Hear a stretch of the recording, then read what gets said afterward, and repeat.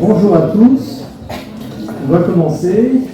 Pour rester dans l'heure, on va essayer de terminer à 25, parce qu'il y a des personnes qui vont ensuite faire partie d'une autre table ronde qui commencera à l'avenir. Voilà. Alors merci beaucoup d'être venus en nombre. Et donc nous allons vous présenter cette campagne de communication que plusieurs collectifs soutiennent et qu'on va vous présenter donc très rapidement. Alors, je représente le réseau national des UTEP. Vous avez la chevonnière, je suis de Montpellier. Et donc voilà, le réseau national a été créé en 2023. Ça concerne 100 UTEP, mais il y a 50 qui sont adhérentes. On a des actions diverses et variées dans le domaine du partenariat, de la formation, de la recherche, etc. Et aussi de la communication. On a un groupe de communication très actif. Et on s'est dit, au vu de l'expérience de 2 campagnes de communication qui ont été faites avec la ville de Montpellier en 2022 et 2025, que de recommencer cela, mais à un niveau national et avec d'autres collectifs, serait très, très positif, sachant que, comme vous le savez, la plupart des gens ne savent pas du tout ce qu'est l'éducation thérapeutique. Quand vous allez dans un dîner et qu'on dit « qu'est-ce que tu fais ?», il faut faire des longues phrases pour essayer d'expliquer ce qu'on fait, et ils n'ont toujours pas compris à la fin. Voilà, donc les participants, ils vont chacun se présenter et parler et donner un peu être le porte-parole de leurs actions. Donc voilà, il y a Benoît Pétré pour la CET, Marion Albuy pour la Société française de santé publique, Patrick Lartiguet qui est représenté par Isabelle Aiglin de Savoir Patient, Léo qui est représenté par Sonia Tropé pour Action Patient, qui représente une vingtaine d'associations de patients, Séverine Blanc-Dufort et Florent Chauvin qui représentent la FDET, Anne Simon qui représente elle-même, son expérience de médecin pionnier en ETP et porte-parole du terrain, et M. Yann Lémond qui représente l'ARS Île-de-France. Donc on est vraiment ravis, je vais enlever le son de mon téléphone, que vous soyez là et voilà. Donc ici on lance cette campagne, mais elle va continuer à vivre dans les temps qui viennent. Donc il y a des affiches que vous avez vues à droite à gauche, peut-être vous l'avez déjà vu auparavant, ces petites affiches. Je suis un grand malade et alors, je ne vais pas détailler, ça c'est Isabelle Aiglin qui en parlera, car Savoir Patient et militaire de cette campagne. Ce sont des affiches qui vont être diffusées sur les réseaux, mais il y a un affichage juste pendant le congrès, il n'y en aura pas ailleurs sur des panneaux de ville, etc. Il y a une vidéo que l'on a faite, qu'on a reprise de celle qui a été faite en 2025 à Montpellier, on l'a adaptée pour donc notre action collective. Je vais vous la présenter juste après, elle fait 3 minutes. Il y a un teaser qu'on pourra diffuser sur les réseaux.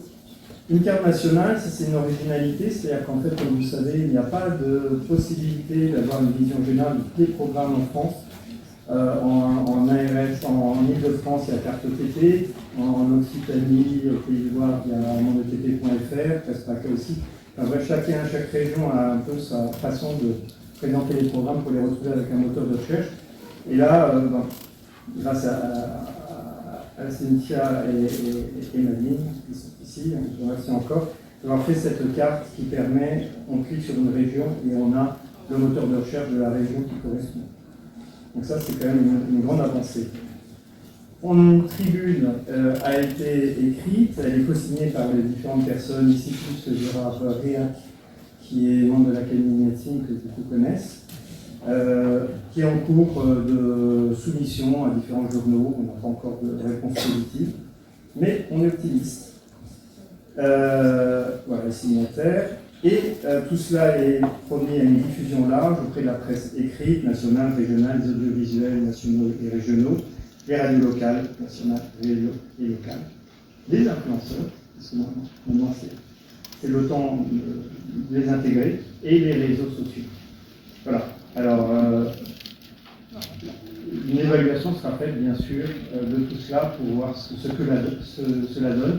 L'idée, c'est de réitérer les années prochaines sous cette forme ou sous une autre forme, si possible en collectif, on verra bien ce que l'avenir prévoit, pour que le grand public et les patients soient vraiment au courant de cette possibilité.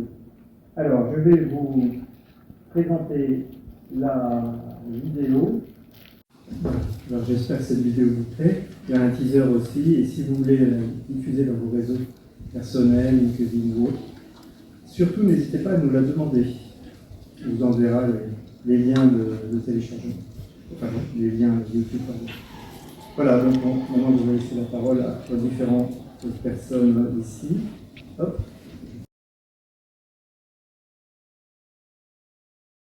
Nous sommes ravis en tant que CEP d'héberger le lancement de cette campagne nationale « Je suis un grand malade ».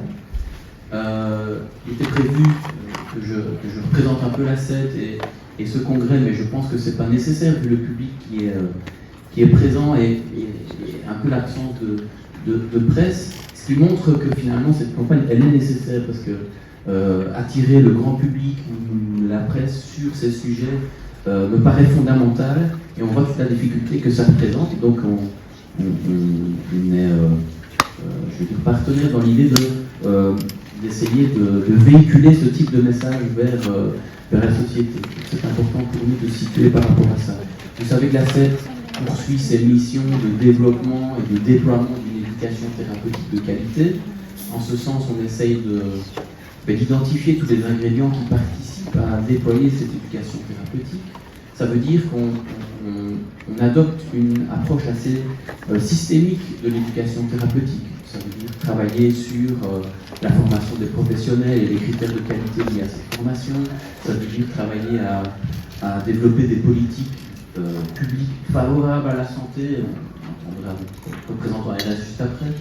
Mais il y a aussi cet enjeu de s'adresser plus directement aux personnes concernées, et c'est-à-dire d'aller vers les publics cibles, les patients, pour qu'ils puissent être plus à même de faire valoir leurs droits en matière de santé. Et donc cette campagne s'inscrit dans l'idée de renforcer les compétences de navigation des patients sur les systèmes de santé, et ça c'est une mission à laquelle la CET souhaite contribuer. Donc voilà, merci Xavier Ouzitep de développer cette campagne et bravo pour cela.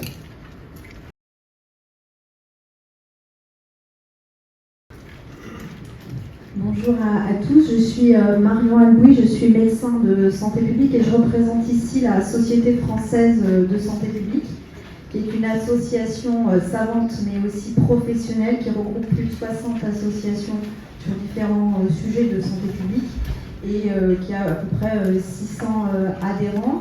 Donc les adhérents sont soit des acteurs de terrain, comme certains d'entre vous, soit des décideurs, comme effectivement on entendra ensuite la voix de l'ARS, et également des chercheurs, comme j'imagine aussi certains d'entre vous dans la salle.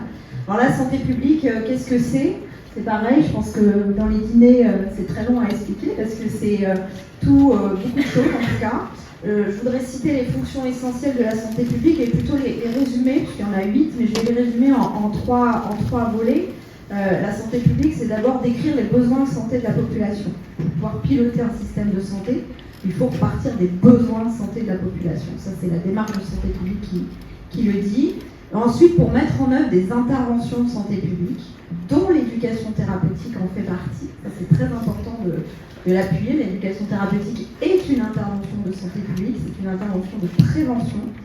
Et ensuite, la santé publique évalue l'impact de ces interventions pour montrer si elles sont efficaces et les diffuser à plus grande échelle ou les pérenniser. Donc pourquoi la Société française de santé publique a accepté de soutenir cette campagne ? Parce qu'elle répond très fort à une des stratégies de promotion de la santé, qui est une des fonctions essentielles de la santé publique, qui est ce qu'on appelle le renforcement communautaire, ou la démocratie en santé, qui effectivement permet de donner les moyens aux personnes de naviguer dans le système de santé, je reprends ton expression Benoît, pour justement avoir les capacités peut-être de demander à des soignants ou des éducateurs de bénéficier du programme d'éducation thérapeutique, parce qu'aujourd'hui, on sait bien que dans les déterminants du non-recours à l'éducation thérapeutique, il y a la méconnaissance de l'offre. Donc voilà, je suis ravie d'être avec vous au nom de la Société française de santé publique pour cette raison, au bénéfice de la prévention et de la promotion de la santé dans notre pays.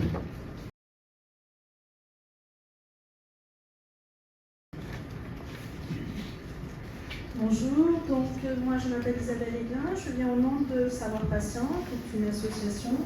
Je suis donc là au titre de vice-présidente de l'association, mais aussi j'ai une deuxième casquette, je suis professionnelle de santé sur le CHU de Nîmes. L'association, donc qui est l'association Savoir Patient? C'est une association qui a été créée en 2017, qui regroupe différents collèges, alors à la fois des patients partenaires et des proches aidants partenaires, à la fois des professionnels de santé et des experts dans cette dynamique, la volonté de développer le partenariat en santé au niveau de notre territoire. Nous sommes détenteurs des visuels de la campagne qui a été mis en place et développé dans les années 2018-2020. Je suis un grand malade pour la région Occitanie. C'est un travail qui a été sollicité par l'ARS Occitanie et qui a été réalisé par la CETSO dans une dynamique de partenariat. L'association regroupe donc des acteurs pluriels. Nous sommes basés en Occitanie, mais nous pouvons intervenir au niveau de la France entière. Nous avons 4 piliers sur lesquels on repose notre travail. C'est vraiment l'altérité permettant de s'appuyer sur et de mobiliser les perceptions des différents acteurs du système de santé. Cette notion d'humanisme aussi, où on se fonde sur le potentiel humain qui est propre à chacun. Notion de rigueur, où à la fois notre travail est basé sur un appui sur des recherches, mais aussi sur une pratique du terrain. Et aussi du pragmatisme, parce que notre association est vraiment le désir d'être dans le faire. Donc vraiment être dans la pratique et au plus près du terrain pour développer le partenariat. Notre développement s'appuie à travers différentes actions, à la fois des dispositifs d'appui pour développer le partenariat en santé, donc majoritairement pour le moment sur la région Occitanie, parce que nous avons le centre opérationnel du partenariat en santé. Mais nous développons aussi d'autres actions au niveau national. Nous avons un pôle recherche, dont une recherche là, va commencer au mois de juin sur le partenariat en santé dans le secteur médico-social. On a aussi un pôle formation où on développe une offre de formation à la fois très variée, toujours centrée quand même sur le partenariat en santé, c'est notre cœur de réflexion. Et on s'appuie aussi donc sur des recommandations, le développement des recommandations au niveau national. Si je parle de cette campagne, parce que voilà, on est venu présenter la campagne d'affichage. Cette campagne donc s'inscrit dans une dynamique, dans la co-construction, dans une dynamique de partenariat, où en fait à chaque étape, les différents acteurs concernés par l'éducation thérapeutique ont été impliqués, à la fois des professionnels de terrain, mais à la fois aussi des patients partenaires. L'objectif l'objectif prioritaire, c'était de donner de la visibilité et de la lisibilité à l'offre d'éducation thérapeutique sur la région Occitanie, et donc comment informer et motiver les personnes concernées. Cette campagne et ces visuels peuvent sembler un peu osés ou audacieuses, ou en tous les cas pouvant faire un peu tourner du nez, on va dire, un peu bouger les lignes, mais ça a été vraiment validé avec l'ensemble des acteurs en sachant que tout ce qui était l'équipe des patients partenaires l'ont trouvé, pour eux, était très percutant, où vraiment la notion d'autodérision d'humour était vraiment très intéressante pour véhiculer le message du développement de l'éducation thérapeutique et de profiter en tous les cas de cette offre dans nos parcours de soins. Cette campagne a été diffusée par voie de presse avec nos acteurs régionaux de la presse, du Midi Libre, et tous les acteurs de la presse de notre territoire de l'Occitanie, et aussi on avait aussi une campagne d'affichage sur les abribus.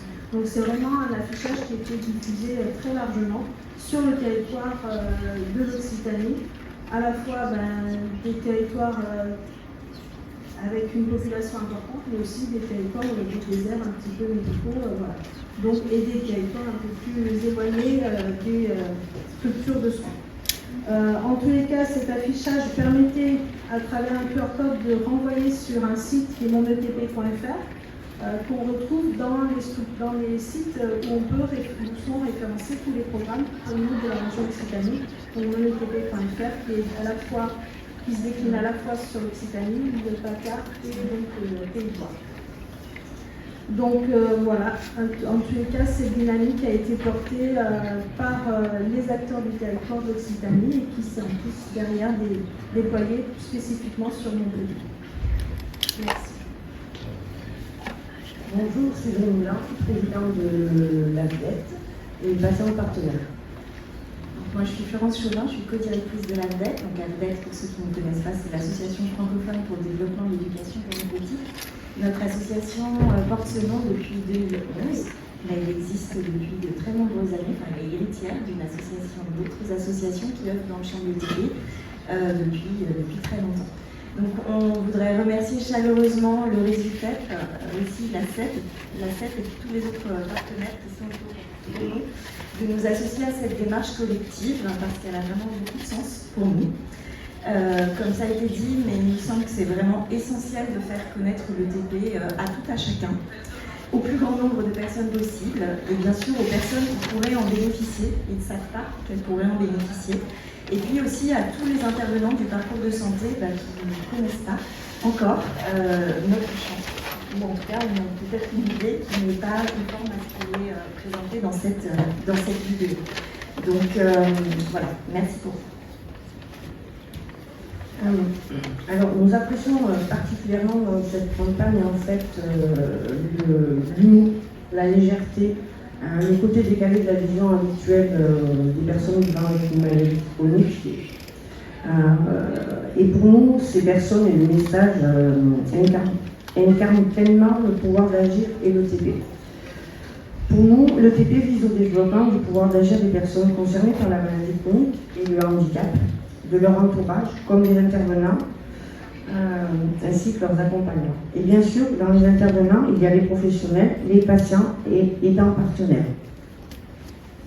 Si on parle de l'ETP, mais on la voit beaucoup dans le film, comme ça, c'est vraiment proposer des espaces, un cadre relationnel qui favorise l'expression de chacun, les échanges, la réflexion et l'engagement de chacun dans le respect de sa temporalité.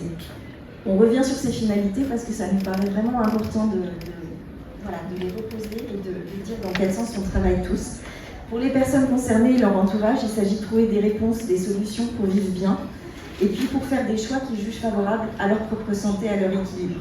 Pour les intervenants, et c'est vraiment important de le dire dans le contexte dans lequel on est, il s'agit de pouvoir trouver des façons de faire, des marges de manœuvre, d'enrichir leurs pratiques pour accompagner les personnes, et puis quelque part, comme on nous le dit souvent à l'issue des formations qu'on anime, retrouver du sens dans ce contexte de soins qui est parfois très compliqué. On voudrait, comme en témoigne vraiment la richesse des expériences qui sont partagées ici, que ce soit dans les communications orales, mais aussi les multiples, nombreux, passionnants posters qui sont proposés.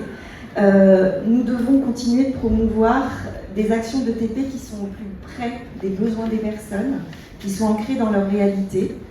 C'est aussi ça, l'accessibilité, donc c'est le faire connaître, mais c'est aussi construire des actions au plus proche des besoins et la réalité des personnes, à l'hôpital, en ville, à la campagne, dans le cadre des programmes, mais aussi intégrés dans les pratiques de soins des uns et des autres, des pratiques quotidiennes, en veillant à leur accessibilité, à la plus grande diversité possible des personnes.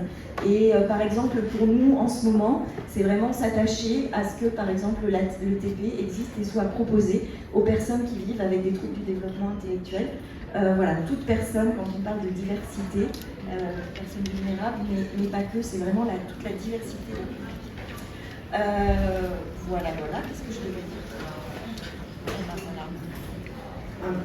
Alors, notre association s'engage à soutenir la campagne et à porter ces messages auprès de notre réseau dans le cadre de nos activités qui touchent de nombreux intervenants et personnes concernées.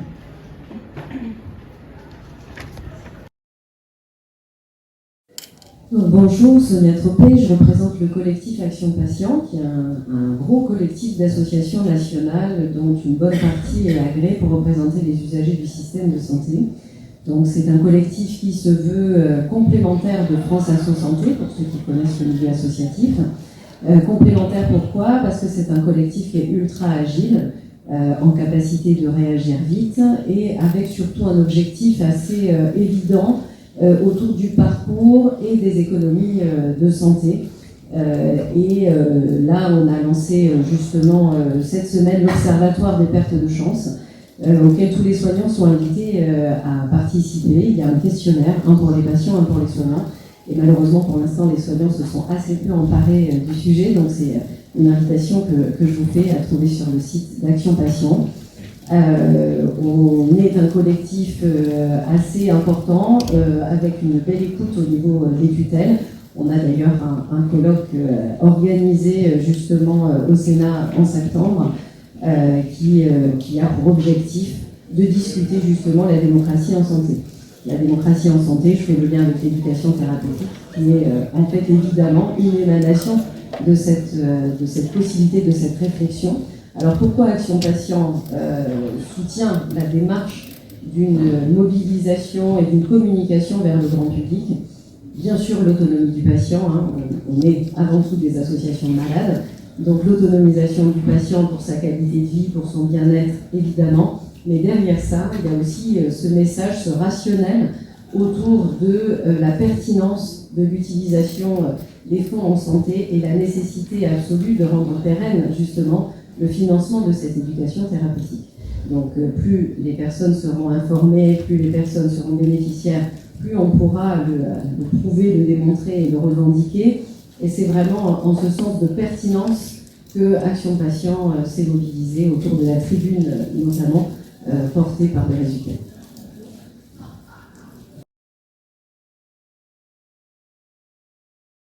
Donc, bonjour, moi je remercie les personnes qui m'ont invité à participer à cette grande tribune et à cette campagne de promotion de l'éducation thérapeutique dans laquelle je suis impliquée j'étais impliquée depuis 2002, donc au sein de l'assistance publique.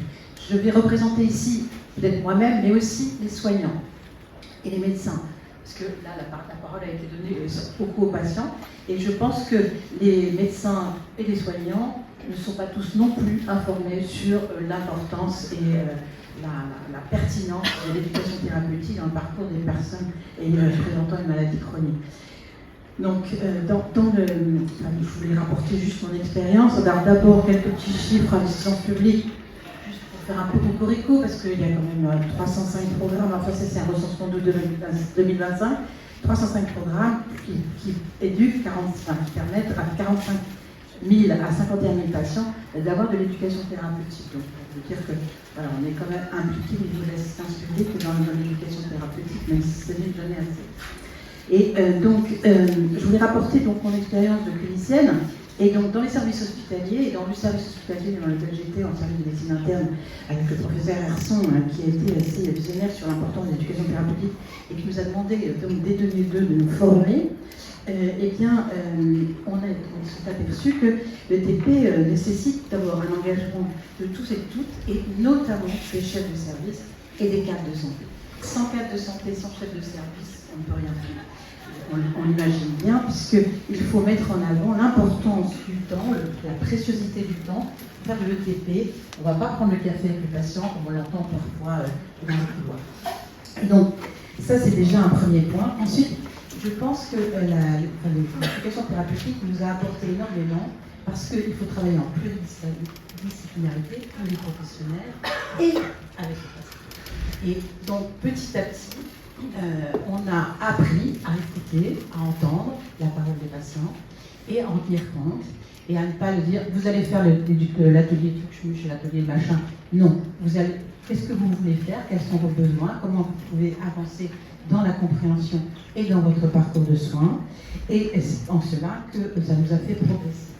Par ailleurs, il y a donc tous les ans une auto-évaluation et tous les 4 ans, il y avait en tout cas à ce moment-là une auto-évaluation qu'on devait rendre aux institutions à l'ARF, qui bien sûr nous parlait tous, mais qui nous permettait quand même de nous poser pour voir quels étaient les enjeux du programme, quels étaient les objectifs que nous avions atteints, quelle était l'accessibilité, notamment aux personnes vulnérables, aux personnes avec des difficultés de thérapie en santé, etc., et de progresser en permanence.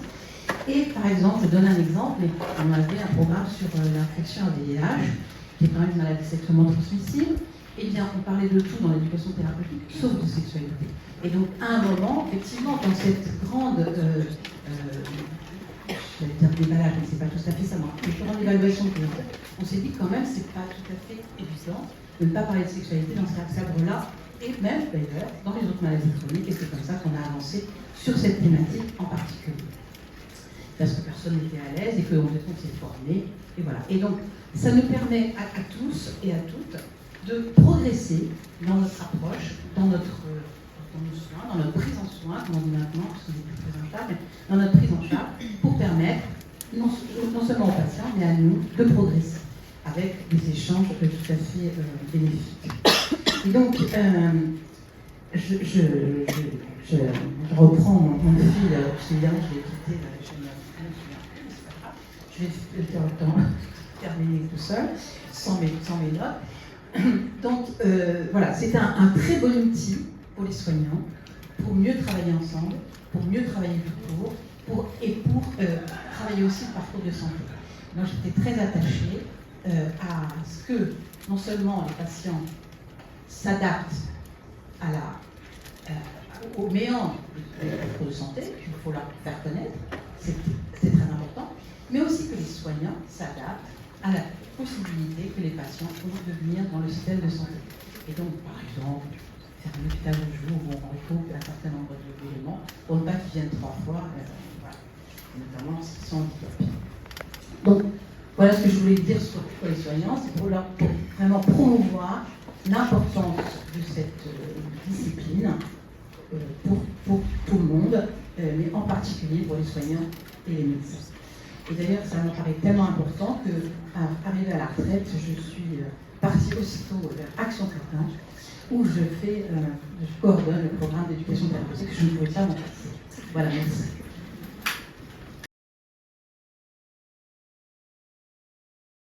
De santé.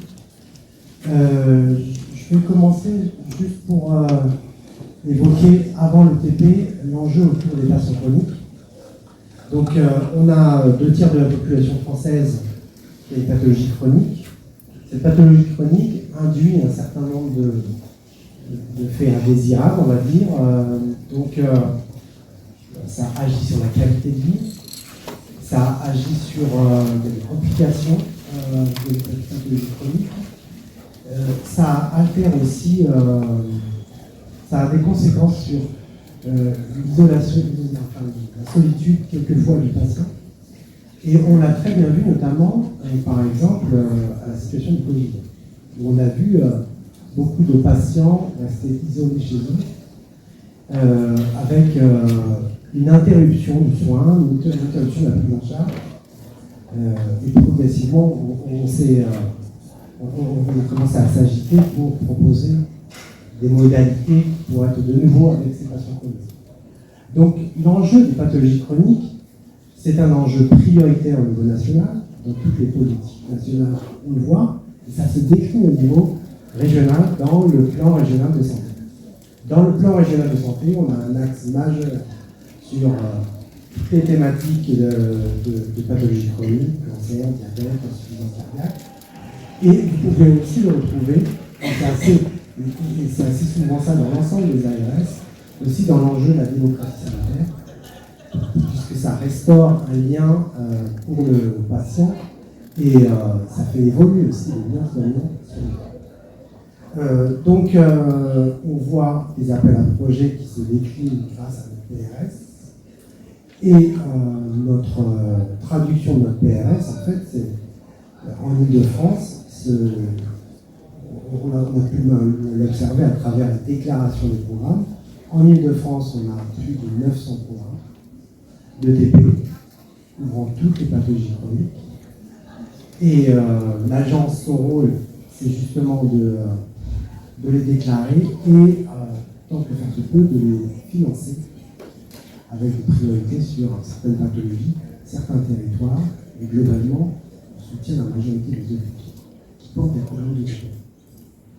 En termes de lisibilité des programmes de TP, c'est vrai qu'il a été évoqué que toutes les ARS se sont lancées dans des outils de cartographie pour mieux repérer les programmes, pour aider les professionnels de santé à identifier un programme de TP proche du domicile du patient, et que le patient aussi puisse aller directement voir sur un outil carto pour poser des questions et essayer de bénéficier de tout.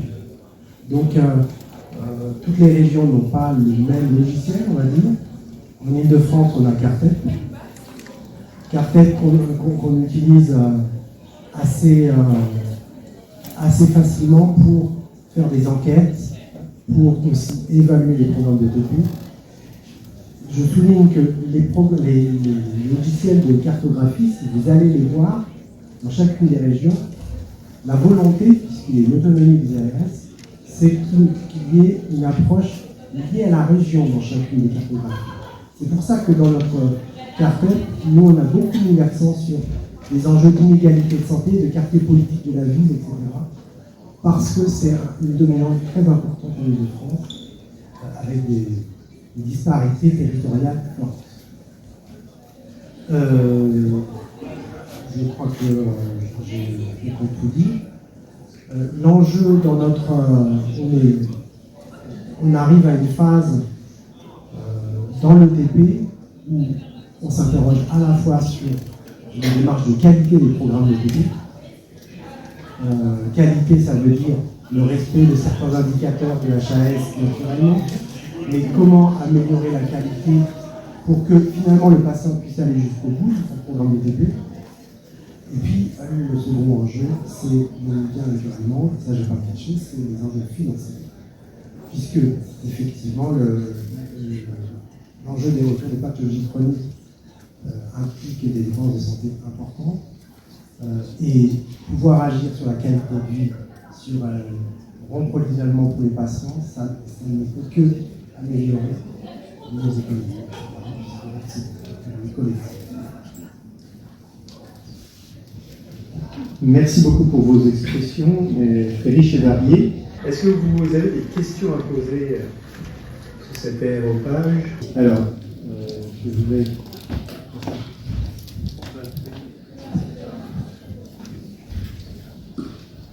Bonjour. Je vais vous présenter juste... moi je suis Dominique, je viens de terminer un DU en éducation thérapeutique du patient.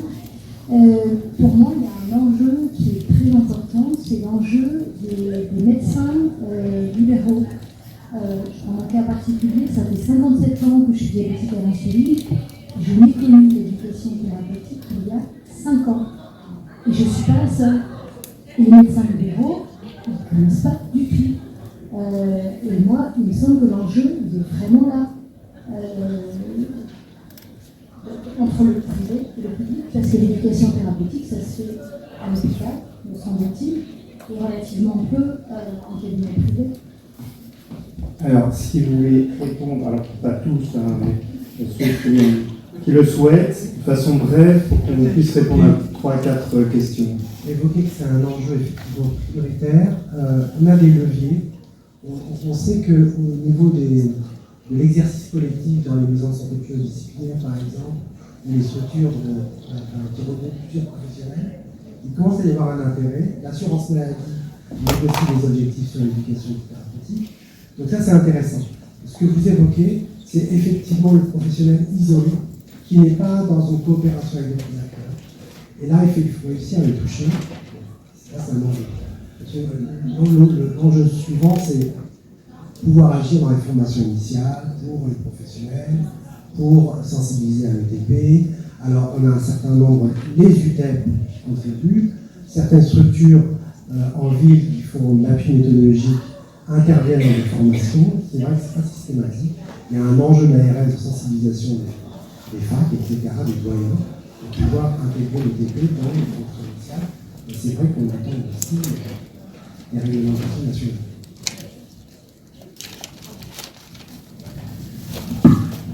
Oui, je vais répondre avec ma casquette d'enseignante à la faculté de médecine. Effectivement, la formation initiale et continue sont des leviers majeurs. Une petite note d'optimisme sur la formation initiale, puisqu'on voit se déployer de plus en plus des formations dans toutes les quasiment filières en santé. Néanmoins, force est de constater que la place de la prévention au sens large, dont le TP, dans les curriculums pédagogiques, notamment en médecine, est relativement faible, voire inexistante, voire invisibilisée. parce qu'il y a énormément d'autres items à cocher ou d'autres compétences à acquérir. Donc il nous faut effectivement faire de la place pour afficher plus clairement la prévention primaire, secondaire et tertiaire dans les études de santé et en particulier en médecine. Je peux compléter sur la formation du coup continue. Nous, effectivement, on voit de plus en plus de MSP, d'équipes de MSP, de CPTS qui se forment en plurico et parfois même avec des patients, futurs patients partenaires. Voilà, et c'est de plus en plus et c'est vraiment très heureux. Mais effectivement, le cadre des programmes de TP n'est pas toujours très adapté pour eux. Donc c'est une forme possible. Parfois, c'est quelque chose qui est très motivant pour eux de se lancer dans la construction d'un programme, mais c'est aussi, on travaille avec eux sur le versant de l'ETP, une démarche éducative vraiment intégrée aux soins au quotidien et des formats innovants et différents qui sortent un petit peu des cases des programmes de l'ETP. Et c'est important que ça puisse aussi être couvert au niveau de la réglementation. Ça fait les maladies chroniques et les maladies aiguës sous les pour aller du Covid, par exemple. Effectivement, il faut élargir le spectre. Alors, une question. Et je vous remercie, vous m'avez reconforté pendant vos interventions parce qu'à mon avis, moi je suis chargée de partenariat à la PHP, au sein d'un groupe hospitalier à Paris, et je suis à la fois aussi patient partenaire dans un service d'hématologie dans un autre hôpital. Mais en voyant la vidéo, j'étais un peu quand même un peu mortifiée parce que la présence et la part du patient partenaire, elle n'est pas aussi mise en avant comme j'aurais souhaité et comme je pense que l'époque maintenant nous invite à prendre en considération. Et donc on est là pour la campagne et on est bien tous d'accord que quand on parle d'éducation thérapeutique, on parle bien évidemment de patients partenaires. Et moi, je voudrais aller un peu avant et savoir quelle est votre position ou la position de la SET à la limite sur les propositions de loi, l'évolution du patient partenaire, la professionnalisation du patient partenaire, parce qu'on sait bien quand on fait l'éducation thérapeutique que une bonne partie du travail est faite par les patients partenaires au sein de l'éducation thérapeutique. Comment vous voyez les propositions et les perspectives d'une évolution possible ici? Merci pour cette question importante. Dans la vidéo, elle devait faire 3 minutes 30. Mais c'est voilà. toujours les patients partenaires. Deuxièmement, il y a beaucoup de vidéos qui sont faites sur le TP et des vidéos qui mettent plus en avant aussi le rôle du patient partenaire, qu'on va mettre aussi sur le site, sur YouTube. Donc voilà, en fait, il faut pas se limiter à une vidéo. Juste peut-être pour compléter, en effet, on ne peut pas tout dire dans une vidéo et on entend l'argument ici qui est évidemment pertinent. Il y a eu beaucoup de présentations pendant ce congrès et on aura encore, je pense, justement sur toutes les typologies de savoir que peuvent amener les patients partenaires dans notamment le cadre des formations. Donc on commence à voir de l'évidence sur une forme d'ingénierie de formation en lien avec le partenariat patient. Donc en effet, on a maintenant toute une série d'éléments qui se construisent assez solides pour voir comment est-ce qu'on peut construire des parcours de formation qui intègrent les patients avec toute la variabilité aussi des dispositifs qui peuvent exister intégrant ces patients. Donc, oui, on est pleinement d'accord avec votre proposition. Ce sera pour la prochaine campagne.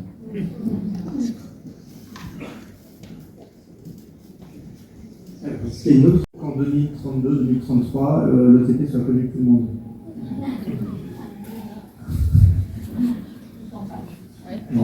C'est provoquant, mais la campagne est provocante. Et voilà, il faut sortir peut-être de nos zones de... C'est ce qu'on fait, la zone de confort. Voilà. J'ai peut-être une proposition provocante, mais les dépenses de santé augmentent tous les ans. La prévalence et l'incidence des maladies chroniques aussi, on l'a dit, alors que la part attribuée à la prévention dans les recettes n'augmente pas à la hauteur des enjeux. Donc je crois que ça se situe là en 2040. C'est effectivement plus d'un tiers de la population qui sera atteinte de maladies chroniques, c'est plus d'un tiers de la population qui aura plus de 60 ans. Si vous traduisez ça en euros, faites le calcul, les dépenses ne vont faire que augmenter. Donc il nous faut faire le plaidoyer collectif, acteurs de terrain, décideurs, chercheurs, élus. Je reviens sur les décideurs. Les élus ont une grande responsabilité aussi dans la compréhension de ces enjeux du système de santé de demain, et c'est comme ça peut-être qu'on arrivera à faire un plaidoyer plus que sur les valeurs humanistes et le partage qu'on partage tous ici, mais qui sont peut-être pas entendus à la même hauteur que les arguments financiers. Alors moi, je vais prendre la casquette professionnelle de santé, je suis une cadre de santé au sein du TEP de Nîmes. Maintenant, on voit quand même que les professionnels réfléchissent leur parcours de soins, et là on parle parcours de soins, on ne parle pas seulement d'une hospitalisation d'un séjour. Et dans nos parcours de soins, l'éducation thérapeutique commence à devenir un peu plus un critère dans le parcours de soins. Par exemple, ils ont formalisé un parcours de soins sur le Covid long, et un des critères, c'était qu'il y ait dedans un programme d'éducation thérapeutique. Donc ça se diffuse. Après, l'éducation thérapeutique, c'est pas... Bon, il y a le modèle théorique de l'éducation thérapeutique avec une déclinaison qui sont les programmes d'éducation thérapeutique, mais il faut aussi penser l'éducation thérapeutique sur des formats plus courts, plus ciblés, qui ne sont pas sur la vie en général avec la maladie, qui sont vraiment ciblés et qui vont s'adapter au contexte, qui vont s'adapter aux prises en charge, aux organisations. On a quand même depuis 2020 la possibilité d'intégrer l'éducation thérapeutique en tant qu'un soin isolé, un soin comme dans la tarification de l'hospice de jour. Donc il faut aussi en profiter. Donc petit à petit, on voit que les lignes bougent. Nous, en tant que TEP, je pense que c'est aussi le message qu'on porte auprès des équipes, c'est penser vos organisations, comment dans vos organisations vous pouvez développer de l'éducation thérapeutique, parfois un format court, parfois un format un peu plus long, avec des programmes, pour pouvoir répondre aussi aux patients, aux personnes concernées, à nos usagers de nos structures, pour s'adapter aussi à leurs organisations à eux. Parce que des fois, nos programmes sont pour eux parfois pas accessibles, parce qu'en termes de temps, en termes d'organisation, c'est pas possible pour eux. Donc il faut qu'on arrive à s'adapter à leurs besoins, à leurs possibilités en termes d'organisation, et donc répondre et pouvoir être plus modulable, me semble. Mais en tous les cas, cette notion de parcours est de plus en plus présente et plus prégnante dans nos organisations de soins. Rajouter un mot qui me semble fondamental, c'est au-delà de la communication, des outils innovants qu'on peut mettre en place. Souvent, on oublie l'aspect évaluation de mesure d'impact. C'est un enjeu extrêmement important en santé publique. Et je ne peux que souligner que les programmes, les équipes qui portent des programmes doivent se réunir autour des UTEP pour évaluer, mettre des protocoles de recherche sur ces programmes-là. Parce que c'est très important pour faire demeurer le début. Et je suis très en train de souligner qu'il est fragilisé. Mais pouvoir évaluer, c'est très important.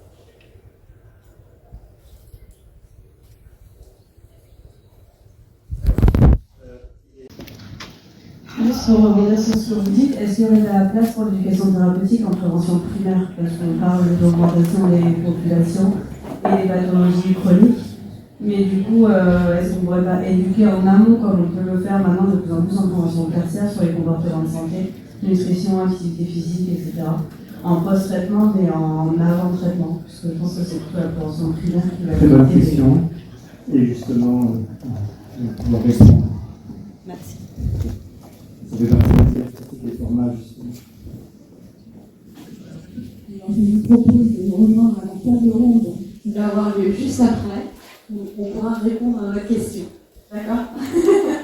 C'est ça, de mémoire, Amphi, Gutenberg, merci Agnès, climatisé en plus. Donc, là, on touche la prévention universelle. Alors, je vous remercie beaucoup pour votre présence. Alors, une chose. On a envoyé des mails à 92 médias, et plus de mails que ça, c'est plusieurs journalistes par média. Vous voyez le nombre de journalistes ici. C'est exactement ce que dit Benoît. Il y a besoin de communication, c'est quand même de le dire. Si vous connaissez des journalistes dans vos familles et amis, n'hésitez pas à en parler, parce que c'est souvent comme ça que ça marche. C'est ah ben, je connais quelqu'un qui va en parler, etc. Et il est tout à fait possible de communiquer sur l'OTP à n'importe quel moment. En juin, en juillet, en août. Donc n'hésitez pas à faire peut-être votre petite part de relais et le dire autour de vous. Et bien sûr, on n'a pas utilisé le mot aidant et entourage, bien sûr, qui est concerné par l'éducation thérapeutique. Voilà, merci beaucoup en tous les cas. Et